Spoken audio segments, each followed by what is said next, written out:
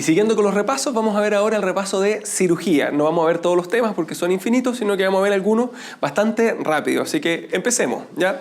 Número 1, apendicitis. Se pregunta con cierta frecuencia, ¿cierto? Acuérdense que es un diagnóstico absolutamente clínico, este dolor epigástrico o periumbilical, que luego se va a la fosa ilíaca derecha, ¿ya? Más los signos peritoneales, que son lo más característico, que suelen empezar localizados, ¿cierto? Y luego se vuelven difusos, ¿ya?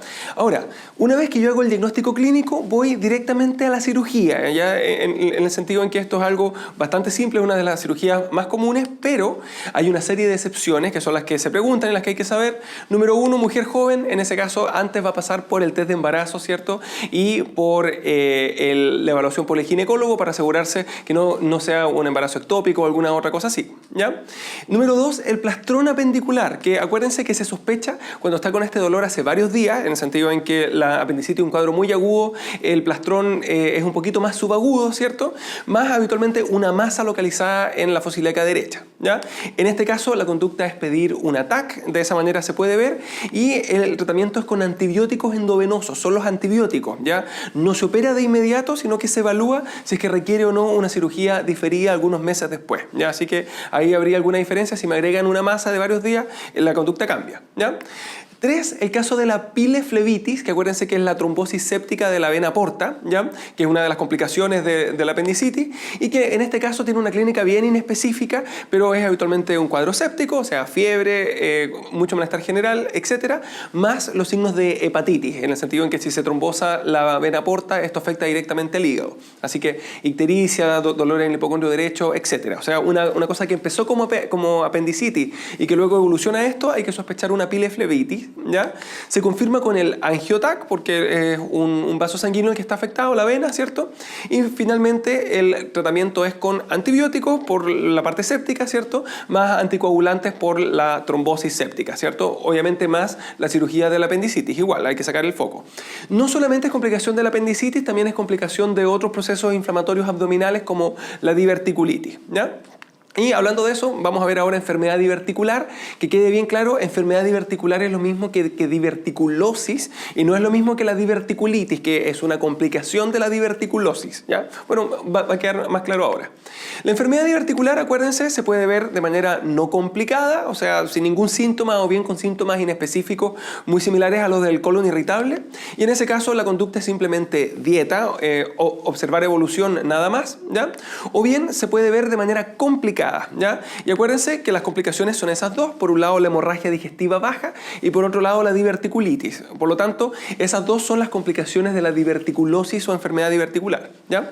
Ahora, en el caso de la hemorragia digestiva baja, el tratamiento ya lo hemos visto, ¿cierto? Es simplemente suerofisiológico más el tratamiento endoscópico, ¿cierto? Con la colonoscopía y luego todo el manejo de la hemorragia digestiva baja en general, ¿ya? En cambio, en el caso de la diverticulitis, que quede bien claro, el diagnóstico es clínico y vamos a recordar que es como una apendicitis del lado izquierdo, habitualmente en un adulto, ¿cierto? O sea, un dolor que está localizado en la fosa ilíaca izquierda y que aumenta ahí y que aparecen los signos peritoneales en el lado izquierdo, ¿ya? Y acuérdense que si bien el diagnóstico es clínico, uno sí le pide un ATAC, pero el ATAC no es para el diagnóstico, es solamente para el manejo, ¿ya? Acuérdense que la diverticulitis se clasifica según la clasificación de Hinchey, que va del 1 al 4, ¿cierto? Hinchey 1 es aquella que solamente tiene edema, inflamación y a lo más un absceso que está localizado alrededor del colon, o sea, un absceso pericólico y que sea pequeño hasta 5 centímetros o menor a 5 centímetros. Y la conducta ahí es antibióticos habitualmente vía oral. Es más, puede seguir con un régimen hídrico amplio por vía oral, ¿ya? Ahora, si estuviese con mucha fiebre, con malestar, eventualmente tienen que ser por vía endovenosa, ¿ya? Pero, repito, la diverticulitis en Hinchey 1 puede tratarse con antibióticos orales, eso es importante, ¿ya? La 2 es la que viene con un absceso más grande, ya sea mayor a 5 centímetros o bien que está localizado en otra parte, en una localización distal se dice. Ejemplo, que está en el retroperitoneo o en alguna otra parte y en ese caso es antibiótico sí o sí por vía endovenosa y lo más importante, hay que drenar este absceso y eso se hace habitualmente con una punción guiada por ecografía o guiada por la misma TAC, ¿ya? O sea, la misma conducta anterior, pero endovenoso, más el drenaje, ¿ya? El Hinchey 3 que viene con una peritonitis difusa, con signos peritoneales difusos, ¿cierto? Y en ese caso va a ir a una cirugía mucho más agresiva que la cirugía de Hartmann, que si se acuerdan queda con el problema que queda con una colostomía, ¿cierto? Que va a mantenerla por varios meses antes de como restituir el tránsito, ¿ya? Y finalmente el Hinchey 4, que es la peritonitis estercorácea, ¿cierto? En la cual ya hay una perforación más grande y se salen las deposiciones del colon, y en ese caso el tratamiento es el mismo, es la cirugía de Hartmann. Entonces fíjense, Hinchey 3 y 4 se manejan exactamente igual y por lo tanto ambas son muy muy graves y quedan con el riesgo o de quedar con una colostomía durante mucho tiempo o de morirse de una sepsis o de una peritonitis aguda grave en ese momento, ¿ya? Ahora, como cosa adicional, si alguien tiene 2 o más diverticulitis, ya sea tipo 1, tipo 2 o de lo que sea, ¿cierto? En ese caso está indicada la cirugía electiva, pero en este caso no es una cirugía de Hartmann, porque la de Hartmann es en la urgencia, ¿cierto? Sino que es una cirugía electiva de una resección segmentaria del segmento del colon que está con los divertículos, ¿cierto? Más una anastomosis como inmediata, una anastomosis primaria, ¿ya? Ahora, que quede esto bien claro, esto habitualmente es con Hinchey 1 o Hinchey 2, ya que si ya tiene un Hinchey 3 o 4, ya se hace la resección de urgencia, la cirugía de Hartmann, ¿ya? Pero que quede bien claro, cuando alguien tiene 2 diverticulitis, uno le advierte, tiene un altísimo riesgo de presentar una tercera que puede ser muy grave, así que lo mejor es operarlo electivamente, ¿ya? Ahora, si se me complica con perforación, con fístulas, con estenosis, con alguna complicación como anatómica, en ese caso igualmente está indicada la cirugía de urgencia y habitualmente es una cirugía de Hartmann también, ¿ya? Ahora, una de estas fístulas es la fístula colovesical, que recordemos su clínica, que une el colon con la vejiga urinaria, así que viene con neumaturia porque va a pasar el gas del colon a la vejiga, ¿cierto? Más las ITU recurrentes, las infecciones urinarias recurrentes, porque va a pasar las bacterias también a la vejiga, ¿ya? El siguiente tema es el abdomen agudo de origen vascular. Acuérdense que tienen todos en común, ¿cierto? Que vienen con dolor abdominal, como buen abdomen agudo, ¿cierto? Más hematoquesia, que suele ser un síntoma frecuente en estos casos, más los signos peritoneales que no necesariamente están al principio, pero suelen aparecer a medida que va evolucionando el cuadro clínico, ¿ya? Segundo lugar, acuérdense que tienen riesgo de necrosis y de perforación, en el sentido en que obviamente hay isquemia y luego necrosis y luego la perforación, y en este caso hay que operarlos por si acaso. Ahora, el manejo del abdomen agudo de origen vascular es el manejo general del abdomen agudo, el soporte, ¿cierto? Los antibióticos en este caso porque hay translocación bacteriana, suero fisiológico, y la cirugía en los casos en que se complique con una perforación o alguna otra complicación importante, ¿ya? Ahora, ese es el manejo de todas las causas, así que ahora vamos a verlas una por una, ¿ya? Vamos a ver estas 3 cosas: la embolia mesentérica, la trombosis venosa mesentérica y finalmente la colitis isquémica, que se han preguntado las 3, ¿ya? Respecto a la embolia mesentérica, acuérdense que lo más característico es un dolor abdominal muy muy intenso, se describe como 10 de 10, de inicio súbito, más una disociación con el examen físico, en el sentido en que al inicio no hay signos peritoneales, ¿ya? O sea, tengo un paciente que empezó con un dolor muy, muy intenso, pero que al examinarlo no le duele, ya, al menos no al palparlo, ya, hasta que ya hay una perforación, hasta que avanza una cosa ya más grave, ¿ya? Ahora, ¿cómo se maneja este cuadro clínico? Con una angiografía o bien con una angiotac, o sea, con algo que me permita ver la arteria, ¿cierto? Y luego de esto, obviamente, se va a anticoagular con heparina, ¿cierto? Más el manejo del émbolo en sí, que va a ser manejado o con una embolectomía o con una trombólisis, ¿cierto? Que habitualmente la trombólisis se intenta durante la misma angiografía, ¿ya? Ahora, en el caso de la trombosis venosa mesentérica, el cuadro es similar, pero no es de inicio agudo, sino que es un cuadro más arrastrado, que suele durar varios días, 3 a 4 días, con el dolor, con la hematoquesia, ¿cierto? Y luego con la aparición de los signos peritoneales, ¿ya? Y en este caso, el diagnóstico habitualmente es con un ATAC con contraste, ¿cierto? Y se ve justamente que nunca llega el contraste a la vena mesentérica, ¿ya? Y el manejo como buena trombosis venosa, ¿cierto? Es con la anticoagulación, con la heparina, más los antibióticos, más el suero, más esas cosas. Finalmente tengo la colitis isquémica, que acuérdense que el lugar más frecuentemente afectado es el hipocondrio izquierdo, el ángulo esplénico del colon, así que viene con dolor más intenso en esa zona, en el sentido en que esa es una zona de irrigación limítrofe entre la arteria mesentérica superior e inferior, ¿ya? Bueno, obviamente aparte del dolor, la hemorragia, todas esas cosas exactamente igual. La forma en que se estudia habitualmente es con un ATAC que va a mostrar edema en esa zona, en el ángulo esplénico del colon, ¿ya? Y el tratamiento habitualmente es el soporte, los antibióticos, el suero fisiológico y la cirugía en el caso de que se complique, ¿ya? Ahora, ¿qué factor de riesgo habitualmente viene asociado a estas cosas? En el caso de la embolia mesentérica, habitualmente viene con una fibrilación auricular, que es causa de embolia. Así que en el cuadro clínico puede que venga, aparte de este dolor súbito, con un pulso irregular, ¿ya? En el caso de la trombosis venosa mesentérica, puede que me digan que tiene antecedente de una trombofilia, o puede que no me digan nada, por si acaso, y que simplemente me den el cuadro clínico, ¿ya? Y en la colitis isquémica, habitualmente viene con los factores de riesgo cardiovascular, en el sentido en que la arteria mesentérica se va tapando de manera crónica, ¿cierto? Hasta que se produce como esta especie de angina inestable del colon, ¿cierto? Que es como la colitis isquémica es como eso, es como un infarto incompleto del colon, ¿ya? Vamos ahora con otro tema que es importante recordarlo, que es la clasificación de la herida operatoria. Aquí acuérdense que se clasifica de 4 formas. Número 1, la herida limpia, que es aquella que no abre mucosa, ¿cierto? Luego la limpia contaminada, que es la que sí abre mucosa, ya sea genitourinaria, gastrointestinal o la mucosa respiratoria, ¿cierto? Ejemplo de la genitourinaria, una cesárea, una nefrectomía; en la gastrointestinal, una resección intestinal, una colecistectomía, una apendicectomía; en la respiratoria, una neumonectomía, por ejemplo, ¿ya?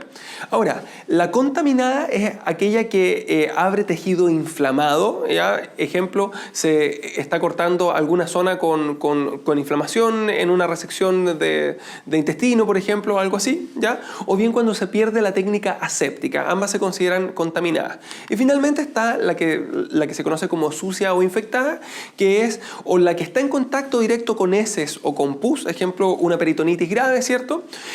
O bien aquella que tiene ya una infección clínica, una celulitis clínica, dígase eritema alrededor de la herida quirúrgica, con secreción purulenta, etc., ¿ya? Ahora, lo importante acá es en el sentido en que me determina si requieren antibióticos o no, y acuérdense que la herida limpia no requiere antibióticos. La limpia contaminada y la contaminada sí requieren como una profilaxis antibiótica, y la sucia o infectada, en cambio, requiere un tratamiento antibiótico. Y que quede bien claro, la diferencia es que la profilaxis antibiótica sea solamente durante la cirugía, ¿cierto? En cambio, el tratamiento antibiótico se deja incluso después de la cirugía por 7 a 10 días, ¿ya? Ahora, ¿qué antibiótico se va a dejar? Depende de qué tipo de cirugía sea. Si es una cirugía abdominal, obviamente va a ser algo que cubra a los gram negativos y a los anaerobios, como por ejemplo la ceftriaxona más el metronidazol. Si en cambio es una cirugía que solamente abre piel, ¿cierto? Algo que cubra Staphylococcus aureus, como por ejemplo la cloxacilina o la cefazolina, ¿ya? Vamos ahora con algunas complicaciones postquirúrgicas, ¿ya?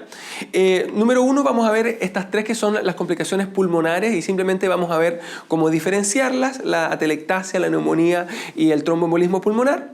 Acuérdense que la clínica de la atelectasia suele ser fiebre, de hecho es la causa más frecuente de fiebre postquirúrgica, habitualmente en las primeras 48 horas, ¿ya?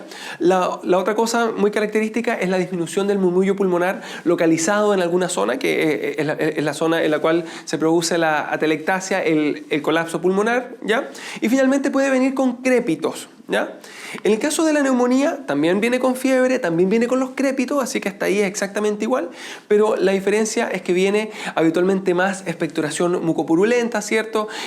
Más eventualmente un cuadro neumónico completo, ¿cierto? Habitualmente después de las primeras 48 horas, ¿ya? O sea, si me dan un cuadro así incompleto, sin expectoración, durante los primeros 2 días, marco atelectasia. Si es que en cambio me lo dan después de los 2 días o con un cuadro con mucha fiebre y en particular particular con mucha expectoración, en ese caso neumonía. Y por si acaso la radiografía es la que me va a hacer la diferencia entre ambas, ¿ya? Finalmente el TEP, lo importante es que viene con dolor o con disnea de inicio súbito, ¿ya? Es un cuadro que inicia de manera bastante súbita. Y segundo lugar, viene con hemoptisis como uno de los síntomas que no se ven en las otras dos, ¿ya? Ahora, lo súbito va a ser lo más importante y obviamente si es que viene aparte con clínica de una TBP o alguna otra cosa así, hay que marcar TEP sí o sí, ¿ya? Finalmente, fíjense, también tiene fiebre, por lo tanto la fiebre no es la que me va a hacer la diferencia entre estos tres cuadros, sino que va a ser el resto del cuadro clínico, ¿ya? El manejo no lo vamos a ver porque ya lo hemos visto bastantes veces, sino que vamos a seguir con otras complicaciones que son las que están ahí, la infección de la herida quirúrgica, la dehiscencia de la anastomosis, ¿cierto? El hemoperitoneo, la evisceración y la eventración, y lo importante nuevamente es no confundirlas entre ellas, ¿ya? Empecemos. La infección de la herida operatoria viene con clínica de infección, dígase con eritema, con pus alrededor de la herida, ¿cierto? Eventualmente con fiebre, o sea, es una afectación habitualmente de la piel, ¿ya? En cambio, en la dehiscencia de la anastomosis, que es por dentro, ¿cierto? El cuadro clínico va a ser una peritonitis grave, importante, ¿cierto? Y sin eritema, sin pus, sin ninguna de esas cosas. Obviamente sí puede venir con fiebre, pero ahí la gran diferencia es que la infección de las heridas afecta la piel y no me afecta el peritoneo. En cambio, la dehiscencia me afecta el peritoneo, es una infección como más interna, ¿ya? Ahora, el hemoperitoneo, la clínica más importante va a ser el choque hipovolémico, en el sentido en que hay una hemorragia importante, ¿cierto? Y luego sí pueden aparecer los signos peritoneales, ¿ya? Así que si me dicen, empieza con una peritonitis muy importante y luego se choquea, es una dehiscencia, ¿ya? En cambio, si me dicen, empieza con hipotensión importante y luego van apareciendo los signos peritoneales, eso es un hemoperitoneo, ¿ya? Bueno, en ambos casos hay que abrirlo por si acaso, ¿ya? Ahora, en el caso de la evisceración, acuérdense que es aquella protrusión del contenido abdominal, ¿cierto? Sin un saco peritoneal que lo recubra, lo cual habitualmente ocurre dentro de las primeras horas, ya posquirúrgica. En cambio, la eventración es con un saco y esto habitualmente ocurre días después. De hecho, acuérdense que la eventración, el sinónimo, es la hernia incisional, ¿ya? En ambas la conducta es la cirugía, con la diferencia en que en la evisceración es una cirugía de urgencia, en la eventración, en cambio, es una cirugía que es electiva como buena hernia, ¿ya? De hecho, de las complicaciones que están más abajo, la infección se va a tratar con antibióticos, ¿cierto? En cambio, todas las demás se operan en el sentido en que son complicaciones graves e importantes, por si acaso, ¿ya? El siguiente tema, hernias, ¿ya? ¿Qué hay que saber de las hernias? Su diagnóstico es clínico y todas se operan, ¿ya? Ese es el concepto. O sea, se diagnostican con la clínica, se palpan, ¿cierto? Y de ahí va a la cirugía. No está en esta diapositiva, pero si me queda la duda clínica, se puede confirmar con una ecografía de pared abdominal. Pero la clínica habitualmente hace el diagnóstico bien, ¿ya? Ahora, ¿cómo se operan? Depende. Si no está complicada, es una cirugía electiva, una hernioplastía o herniorrafia electiva. Si es que en cambio está complicada, va a ser una cirugía de urgencia o una hernioplastia de urgencia. Y aquí hay que recordar que las complicaciones son esas tres: la atascada o encarcerada, la hernia que se atasca, ¿cierto? La hernia estrangulada y finalmente la obstrucción intestinal, que lo vamos a ver como un tema aparte, ¿ya? Ahora, el diagnóstico de estas complicaciones es clínico, así que hay que conocer su clínica, ¿cierto? La atascada o encarcerada es aquella que es dolorosa e irreductible.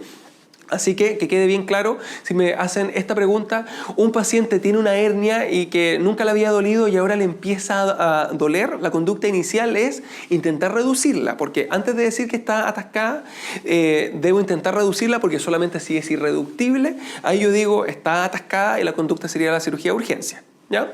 La estrangulada es la misma, que viene además con un compromiso vascular y la verdad es que muchas veces es indistinguible de la atascada, ¿ya? Ahora, si viniese con una zona violácea en la hernia, bueno, en ese caso ya se hace el diagnóstico, ¿cierto? Y va directamente a la cirugía de urgencia, ¿ya?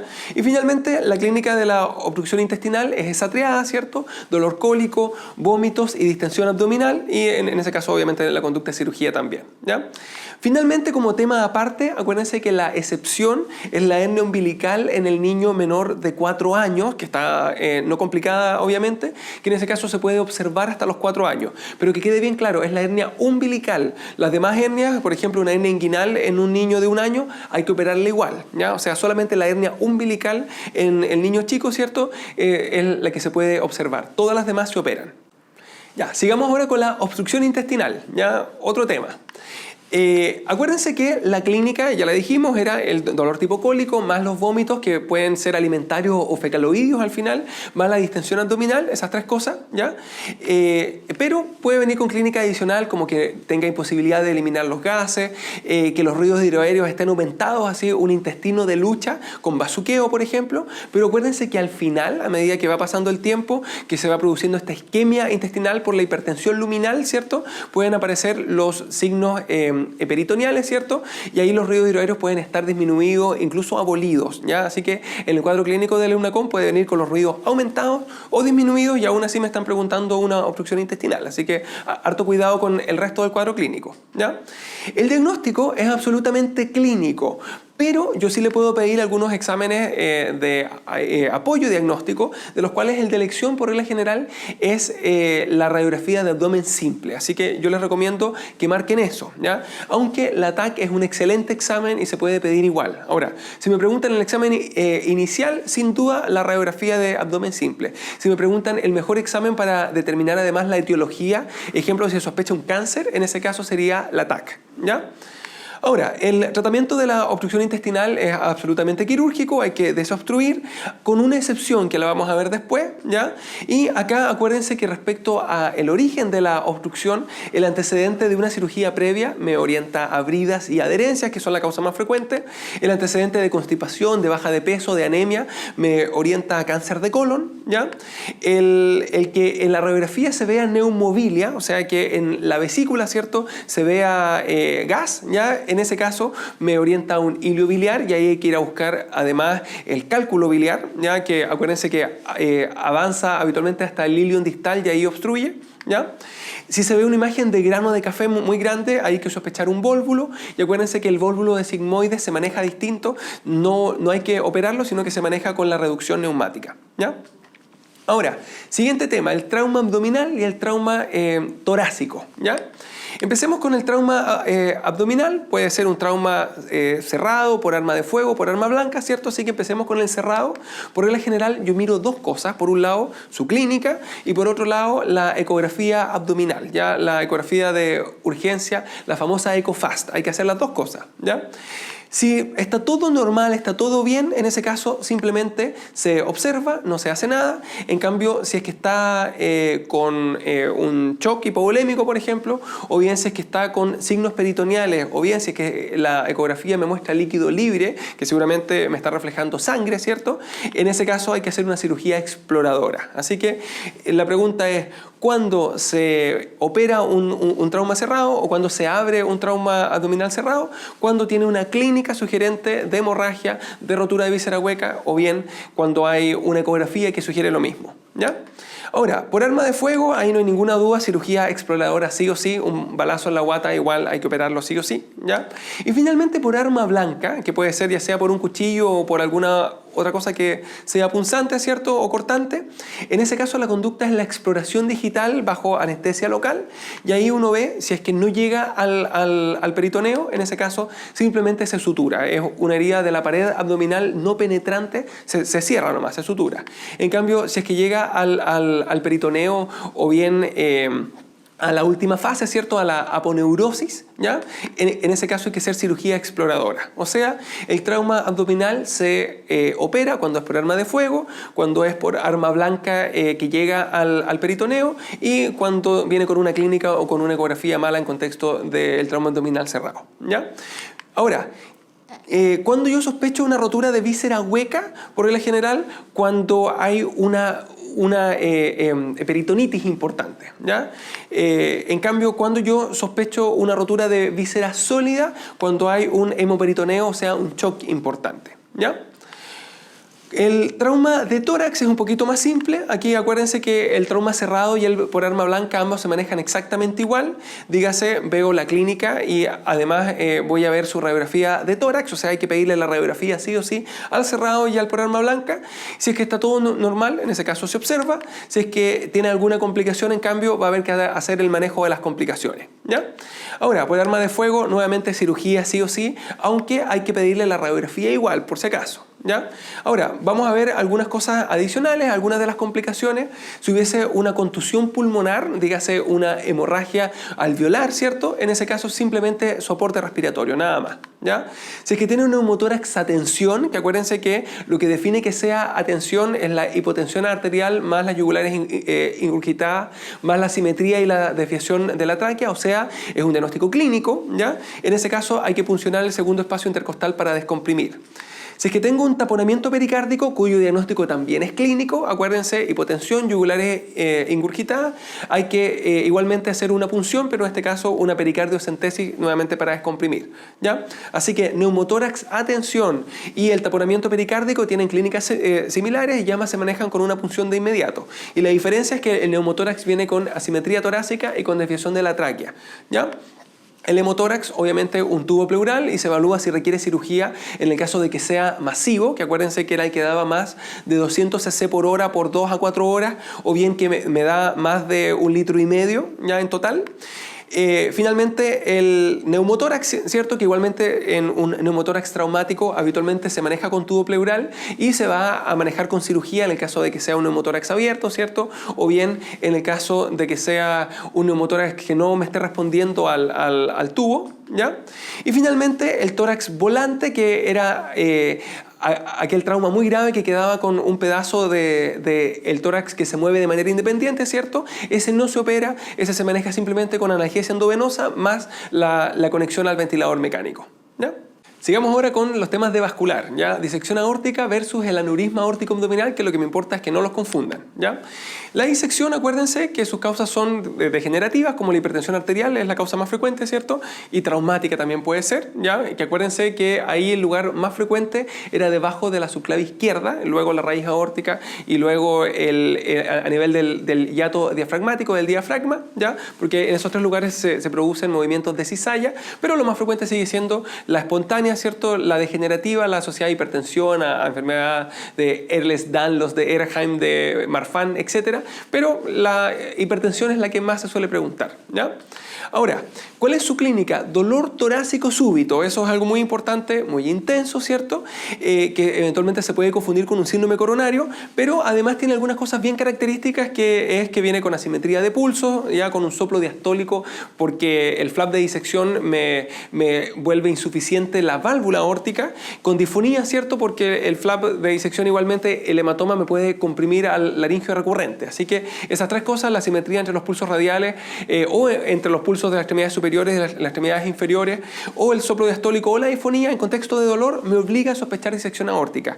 Y esto es muy importante porque si yo lo confundo con un infarto y le doy aspirina, heparina, streptoquinasa, esas cosas, yo mato la disección aórtica, ¿ya? En cambio, en el infarto están indicados, ¿ya?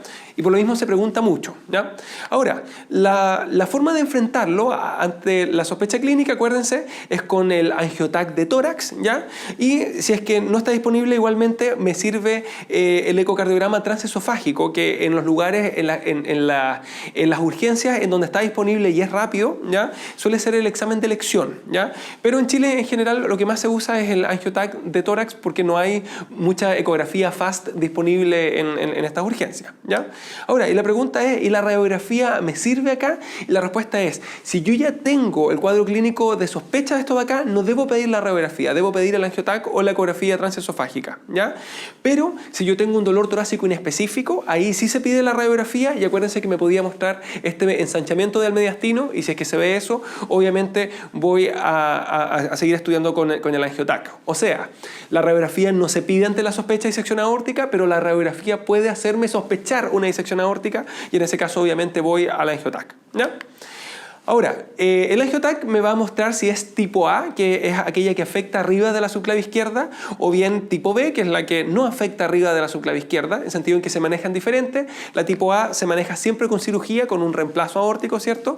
Y la tipo B, en cambio, es con el tratamiento médico, que habitualmente son los fármacos antihipertensivos por vía endovenosa, en el sentido en que suele darse en contexto de una crisis hipertensiva, que en este caso sería una emergencia hipertensiva, así que se va a tratar o con la betalol o con el nitroprusiato endovenoso, ¿ya? Ahí le puse un asterisco porque tiene algunas indicaciones de cirugía que no caben ahí en ese espacio, pero que vale la pena recordarlas, que era el dolor intratable y el más importante de todos, aquel en el cual se produce isquemia de alguno de los vasos sanguíneos, en el sentido en que el flap de disección igualmente puede ocluirme alguna de las arterias, ¿ya? Ahora, la causa del aneurisma aórtico abdominal, acuérdense, es ateromatoso, así que suele venir con factores de riesgo cardiovascular en general, que pueden incluir la hipertensión, como en el caso de la disección, ¿ya? Ahora, habitualmente su clínica es radicalmente diferente, es asintomático y a lo más se palpa una masa pulsátil, o bien se palpa la aorta simplemente más grande, ¿ya? O bien cuando se rompe, ahí viene con un choque hipovolémico más una masa abdominal dolorosa, ¿cierto? Y pulsátil, ¿ya? Ahora, acuérdense que en el adulto mayor se podía ver también como un cólico renal, en el sentido en que el hematoma se hace hacia el retroperitoneo, ¿cierto? Y eventualmente eso duele muy similar a un cólico renal, ¿ya? Ahora, la forma en que se estudia un aneurisma aórtico abdominal es diferente, es con la ecografía, ¿ya? Y la ecografía me sirve tanto para el diagnóstico como para el seguimiento, por si acaso, ¿ya? En el sentido en que la ecografía me muestra el diámetro de la aorta y lo que me interesa es justamente cuál es su diámetro, ¿ya? Ahora, después de esto, debe ir igual a una TAC, en el sentido en que la TAC me permite tomar mejor las decisiones de manejo, ¿ya? Ahora, el tratamiento de esto depende del tamaño. Si es que tiene menos de 5 centímetros de diámetro, en ese caso simplemente se observa y se hace el manejo de los factores de riesgo cardiovascular porque el riesgo de rotura es bajo. Si es que tiene más de 5 centímetros, en cambio, hay que hacer una cirugía que actualmente lo más recomendable es por vía endovascular con un stent, ¿ya? Y obviamente si es que está contraindicado o si es que falla, pues tiene que ser una cirugía abierta, un reemplazo de la zona de la aorta con el aneurisma, ¿cierto? Si es que está mayor a 8 centímetros, hay que hacer cirugía igual, pero ahora ya, o sea, no hoy, pero ojalá dentro de esta semana, porque el riesgo de rotura es muy, muy alto, ¿ya? Y si se rompe, la letalidad es como 95%, así altísima, ¿ya? Y finalmente, si es que ya está roto, si el paciente ya se está muriendo, obviamente hay que hacer una cirugía de urgencia ahora ya, más el manejo del shock hipovolémico, ¿cierto? Y aún así hay que saber que ahí se muere un porcentaje altísimo de los casos, ¿ya? Aquí les traje una imagen en el sentido en que no les puse ninguna imagen de disección. Esto es la ecografía transesofágica y se ve que ahí está el lumen real y ahí está el lumen falso, ¿ya? Y lo que está entre medio, lo que los divide, ¿cierto?, es el flap de disección. Así que de esa forma se ve una disección aórtica, ¿ya? Como la aorta, ¿cierto?, con un doble lumen. El siguiente tema es la patología arterial de las extremidades inferiores, más algo de patología venosa vamos a ver también, ¿ya? Esto ya lo vimos, vamos a hacer el mismo cuadro, vamos a ver la claudicación intermitente, la isquemia crónica crítica y la isquemia aguda, más la trombosis venosa profunda, que no es patología arterial, sino que venosa, ¿ya? Acuérdense que la clínica de la claudicación intermitente es dolor durante el ejercicio y que cede con el reposo y que lo obliga a detenerse después de algunas cuadras, ¿cierto? El examen que hay que pedirle es ninguno, me basta el puro cuadro clínico y el tratamiento de esto es el tratamiento médico, dígase el manejo de los factores de riesgo cardiovascular, más los ejercicios como para incentivar el desarrollo de arterias colaterales en las extremidades inferiores, ¿ya? La isquemia crítica es igual a la claudicación intermitente, pero más dolor de reposo, ¿cierto? Eso era lo más frecuente, o que se hiciera una úlcera arterial o que hubiese un índice de tobillo-brazo menor a 0,5, ¿ya? El examen en este caso hay que pedirle una pletismografía de volumen, ¿cierto? Aunque luego de eso se va a una angiografía, pero lo más importante es la PBR, el registro pletismográfico de volumen, ¿ya? Y el tratamiento acá ya no es médico, sino que es quirúrgico con una cirugía de bypass arterio-arterial. O sea, hay que saltarse el segmento que está obstruido de la arteria, ¿ya? En la isquemia aguda, el diagnóstico es clínico y acuérdense que se hace con las 6P, pain, que era el dolor, la palidez, el pulso negativo, la paresia, las parestesias y la frialdad, que se decía como poiquilotermia, ¿cierto? ¿Ya? Pero aunque el diagnóstico es clínico, la forma en que se enfrenta es con una angiografía de manera de identificar la zona en la cual se impactó este émbolo, ¿ya? Y finalmente el tratamiento obviamente es con la anticoagulación, con la heparina, ¿cierto? Más la embolectomía, que se puede intentar o por vía endovascular o por trombólisis también en algunos casos, pero habitualmente se hace la misma angiografía con un catéter de Fogarty, por ejemplo, ¿ya? Finalmente, la trombosis venosa profunda, su clínica habitualmente es dolor, más edema, más el signo de Homans, más el empastamiento, más el dolor en las masas musculares. Esto ya lo vimos antes en respiratorio, ¿cierto? Y acuérdense que el examen que uno le pide es el ecodoppler de extremidades inferiores y que el tratamiento es la anticoagulación con heparina y luego obviamente todo el estudio de las trombofilias, etc. ¿Ya? Ahora, como tema adicional, las úlceras vasculares de las extremidades inferiores. Acuérdense que tengo las úlceras arteriales y las úlceras venosas, ¿cierto? Que lo fundamental de la úlcera arterial es el dolor, duelen bastante, y aparte su ubicación suele estar en el malleolo externo, suele ser de aspecto pálido, ¿cierto? Porque está isquémico, porque no le llega suficiente sangre, y suele ser de bordes irregulares. Pero, repito, el dolor suele ser como su clínica más importante. Las venosas, en cambio, suelen ser indoloras o bien con muy poquito dolor, habitualmente están ubicadas en el malleolo interno, ¿cierto? Y suelen ser de un color hiperémico, violáceo, ¿cierto? Porque son por congestión venosa, ¿ya? Aparte de eso, puede que vengan con antecedentes de una TBP o con esta hiperpigmentación característica del síndrome postflevítico, ¿ya? La lipodermatosclerosis, ¿ya? Ahora, en ambas el diagnóstico es absolutamente clínico, ¿ya? Así que es algo que se pregunta con alguna frecuencia porque las clínicas de las enfermedades se preguntan con bastante frecuencia, pero el manejo es distinto. Acuérdense que la arterial, por ser una úlcera, hay que hacerle curaciones, pero lo más importante es una isquemia crítica, así que se va a manejar con la pletismografía y luego la cirugía de bypass, ¿ya? En cambio, la venosa es simplemente con las curaciones más el vendaje compresivo, más eventualmente el reposo con la extremidad en alto, ¿ya? Y que quede bien claro, el diagnóstico de ambas es clínica, el manejo ambas incluye curaciones, ambas no incluye antibióticos a menos que se haya infectado, ¿ya? Pero el manejo independiente, ¿cierto? Es totalmente diferente, así que ahí hay que aprenderlo, ¿ya? Vamos finalmente con algunos poquitos temas de cirugía pediátrica. Aquí vamos a ver esos 4 temas para diferenciarlos: la enterocolitis necrotizante versus la atresia duodenal versus la atresia esofágica, que no hay que confundirla con la duodenal al leer rápido, ¿ya? Y versus la estenosis hipertrófica del píloro. Todas tienen algunas cosas en común, pero tienen bastantes diferencias, ¿ya? En el caso de la enterocolitis, habitualmente es un recién nacido que suele tener algunos poquitos días de nacido y su triada es vómitos, la distensión abdominal y la hematoquesia, esas 3 cosas. Ahora, si tiene solamente 2, así vómitos y hematoquesia en un recién nacido, es una enterocolitis igual, ¿ya? O vómitos y distensión, bueno, puede ser otra cosa, pero hay que sospechar enterocolitis igual, ¿ya? O sea, si bien la clínica habitualmente viene con estos 3 síntomas, me bastan 2 ya para sospecharlo, ¿ya?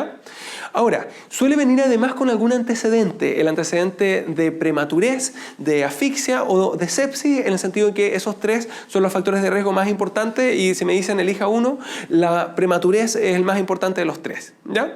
Ahora, la forma en que se enfrenta es con una radiografía de abdomen simple y ahí se ve la neumatosis intestinal, que acuérdense que es aire en la pared del intestino, aunque se pueden ver otras cosas como, ejemplo, un neumoperitoneo, que ahí significa que hay una perforación además, o bien simplemente la distensión de un asa abdominal, ¿ya? De una asa intestinal, que diga. Ahora, el manejo de esto, lo más importante es el régimen 0, por si acaso, ¿ya? Así que el manejo de la enterocolitis es el régimen 0. Ahora, obviamente, como no está recibiendo nada por boca, hay que administrarle hidratación por vía endovenosa, ¿cierto? Más la nutrición parenteral total, ¿ya? Finalmente, acuérdense que recibe antibióticos no porque sea causada por una sepsis siempre, ¿ya? Sino porque se puede complicar con infección y aparte porque la causa sí puede ser una infección de base, ¿ya? Ahora, la pregunta es, ¿y se operan? Y la respuesta es a veces, en general, cuando hay alguna complicación de tipo anatómica, como por ejemplo que se perfore, y eso se va a ver como un neumoperitoneo, cuando hay una estenosis, que eso suele ocurrir algunas semanas, algunos meses después, o bien cuando se produce una fístula, ¿ya? En el caso de la atresia duodenal también viene con vómitos. De hecho, si el duodeno está cerrado, obviamente se va a producir una especie de síndrome pilórico, ¿cierto? Con vómitos explosivos, ¿cierto? Y nuevamente esto en un recién nacido. Y es desde que nace, desde el día 1, ¿ya? Acuérdense que en este caso la radiografía o la ecografía me va a mostrar esta imagen de doble burbuja y el tratamiento, obviamente, si es que tengo el duodeno cerrado, es el resecar esa zona que está atrésica, que está obstruida, ¿ya? Así que es con cirugía. ¿Ya? Ahora, con alguna frecuencia la atresia duodenal, la verdad que lo que se sospecha no es esa enfermedad, sino que una enterocolitis, y al momento de hacerle la radiografía, en vez de encontrarme con la neumatosis de la enterocolitis, me encuentro en cambio con la doble burbuja y ya hago el otro diagnóstico, el de la atresia duodenal, ¿ya? La atresia esofágica también es del recién nacido, pero no tiene ningún síntoma en común con la atresia duodenal, así que lo único que tienen en común es el nombre, así que, repito, mucho cuidado al responder de no leer muy rápido y de no marcar muy rápido, de saber que es frecuente confundir esas dos cosas, ¿ya? La atresia esofágica viene con cialorrea, con imposibilidad de poder tragar, ¿ya? Y además de eso puede venir con un síndrome de dificultad respiratoria del recién nacido, en el sentido en que, por un lado, aspira la saliva y por otro lado, se asocia también a malformaciones respiratorias, a malformaciones de la tráquea en particular, con una frecuencia muy alta. De hecho, un porcentaje altísimo, el 80% o un número similar, viene con una fístula traqueoesofágica además, ¿ya? Ahora, esto afecta al recién nacido y como antecedente puede haber venido con un polihidroamnios, con un polihidramnios, en el sentido en que, acuérdense que como no puede deglutir, no puede tragar, ¿cierto? Se va acumulando el líquido amniótico, ¿ya? El diagnóstico se hace con una radiografía simple, con una sonda nasogástrica, o sea, se intenta pasar la sonda y ver si es que es posible que llegue hasta el estómago, si es que llega, obviamente, el esófago está permeable, si es que no, está atrésico, ¿ya? Y finalmente el tratamiento igualmente va a ser con cirugía, obviamente, ¿ya? Finalmente, la estenosis hipertrófica del píloro también viene con vómitos, también en el recién nacido, pero no es desde que nace, sino que es después. Habitualmente inicia entre las 2 a las 6 semanas, ¿ya? De hecho, la edad más frecuente es al mes de vida, ¿ya? O sea, viene con harto vómito igual, ¿ya? La forma en que se estudia es con la ecografía y finalmente el tratamiento de esto es con cirugía también, que se ha preguntado el nombre y es la pilorotomía de Ramstedt, ¿ya? Entonces, fíjense cuáles tienen vómito, enterocolitis, atresia y la estenosis hipertrófica del píloro. ¿Cómo hago para diferenciarlo? La edad, ya estenosis hipertrófica del píloro aparece semanas después, en cambio las otras dos son desde el principio, ¿cierto? Y la enterocolitis de la atresia, la forma de diferenciarla va a ser con los antecedentes, con la prematurez, asfixia, con esas cosas de la enterocolitis, con la hematoquesia de la enterocolitis. Y en el caso de la atresia duodenal, lo único que me haría sospecharlo un poco más sería que tuviera síndrome de Down, por ejemplo, que se asocia a esto, ¿ya? Ahora, la atresia esofágica, ya lo dijimos, una clínica 100% diferente, ¿ya? Vamos ahora a ver estas otras como patologías infantiles, la imaginación intestinal, el divertículo de Meckel y la enfermedad de Hirschsprung, ¿ya? Acuérdense que la clínica de la imaginación o intususcepción intestinal, ¿cierto? Es dolor, ¿ya? Que habitualmente es un dolor muy intenso, con irritabilidad, con una crisis de llanto se describe, más la hematoquesia, que se describe como deposiciones en mermelada de frambuesa o en mermelada de grosella o de frutilla, o sea, como bien roja, ¿ya? Habitualmente ocurre en lactantes un poco más grandes después de los 6 meses, pero se ha preguntado en lactantes a los 4 meses y se ha preguntado a los 5 años también, pero la edad más clásica es después de los 6 meses de edad en un lactante, ¿ya? Ahora, la forma en que se enfrenta es con una ecografía y se ve la imagen de la dona o la imagen de la herradura, ¿ya? Y acuérdense que el manejo acá no es quirúrgico, sino que es con la descompresión neumática y se opera solamente cuando esta descompresión, procedimiento falla, ¿ya? Ahora, el divertículo de Meckel, en cambio, tiene una clínica totalmente distinta. Habitualmente es totalmente asintomático, o sea, no produce ningún síntoma, o bien va y produce los síntomas asociados a sus complicaciones, que son dos, ¿ya? Bueno, son tres, pero son dos las más importantes. Una, la hemorragia digestiva baja, así que hay que sospecharlo en todo niño con una hemorragia digestiva baja importante, masiva, ¿cierto? En la cual la colonoscopía no encuentra la causa, porque acuérdense que el divertículo de Meckel está más arriba, está habitualmente en el ilion, ¿ya? O bien cuando viene con una diverticulitis de Meckel, que ahí está con un asterisco para recordar que es igual a una apendicitis, al menos en la clínica, solamente que al abrirlo, ¿cierto? En vez de encontrarme con una apendicitis, me encuentro con esta diverticulitis de Meckel, con el divertículo de Meckel que está infectado, que está inflamado, ¿ya? Lo otro puede ser causa de invaginación, así que eventualmente si me dan una mezcla de estas complicaciones y que terminen en invaginación, igualmente hay que sospecharlo. Ejemplo, me dicen un paciente que hizo una hemorragia digestiva baja hace 2 años, que fue muy grave y que nunca se encontró la causa y que luego me hace una invaginación, uno dice seguramente me están preguntando un divertículo de Meckel, ¿ya? Ahora, la forma en que se diagnostica, acuérdense, con la scintigrafía, ¿ya? Con la scintigrafía con tecnesio, y el tratamiento obviamente es con cirugía. Esto obviamente siempre y cuando se haya complicado, porque si es asintomático simplemente nunca voy a saber que tuvo un divertículo de Meckel, ¿ya?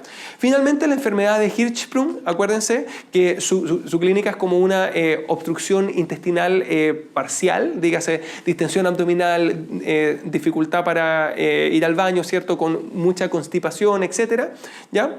Acuérdense que esto nuevamente afecta al recién nacido y que desde el inicio puede que venga con un retraso en la eliminación del meconio, pero luego afecta al lactante, así que se puede preguntar como un lactante de 2 meses, por ejemplo, que siempre ha estado con mucha constipación, que vomita mucho, que viene con esta clínica como de obstrucción intestinal incompleta, ¿ya? Ahora, habitualmente uno inicia el estudio con imágenes, con una ecografía, por ejemplo, con unas radiografías con bario, con una manometría también puede ser que no es una imagen, pero aún así con exámenes de apoyo diagnóstico que habitualmente lo que muestran es que una zona del colon está cerrada, está como contraída, ¿ya?